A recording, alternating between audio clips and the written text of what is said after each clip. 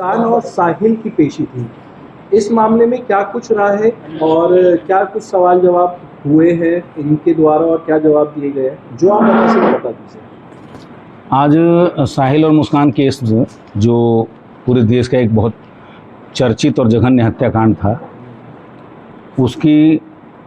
उसके अंदर हमारी ओर से यानी अभियोजन की ओर से पूरा साक्ष्य पूर्ण करने के बाद जो एक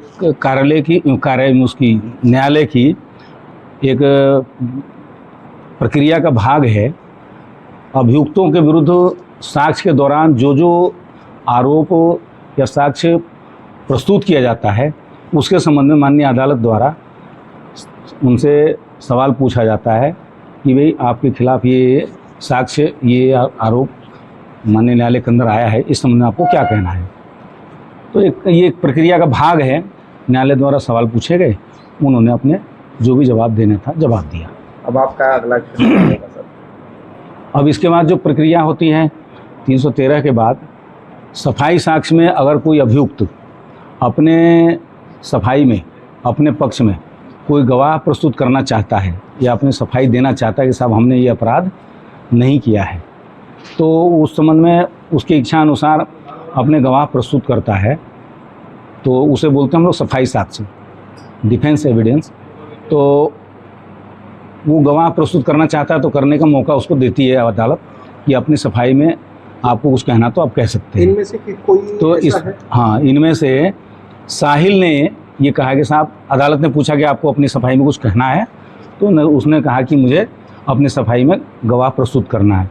क्या अभी तक दोनों ने मंजूर किया है हत्या करना?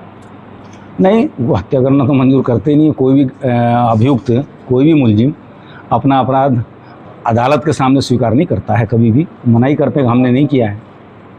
मुस्कान ने क्या डिफेंस एविडेंस प्रस्तुत करने के लिए कहा है? उसने मना कर दिया कि मुझे कोई सफाई में कोई गवाह प्रस्तुत नहीं करना है। पता चला है कि ज़्यादातर जो सवाल पूछे गए उसने नहीं में उत्तर दिया है मुस्कान ने।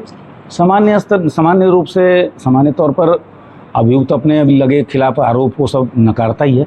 बाकी देखिए, ये माननीय अदालत के कार्रवाई का एक हिस्सा है, तो उस बारे में बहुत ज़्यादा हमारा कहना ठीक नहीं होगा। यदि अगर सज़ा होती है मुस्कान और साहिल को, तो माना जा सकता है कि कठोर सज़ा मिलेगी इन्हें। हमारी तो पूरा प्रयास है कि इनको मृत्युदंड की सज़ा मिले, क्योंकि ये जघन्य हत्याकांड किया है और रिश्तों की हत्या की है, एक विश्वास की हत्या की है कि हमारे हिंदू समाज में, सनातन समाज में ये पति पत्नी का संबंध 7 जन्मों का संबंध माना जाता है और अग्नि के समक्ष ये संकल्प लिया जाता है कि हम एक दूसरे का जीवन भर साथ देंगे और चिंता करेंगे।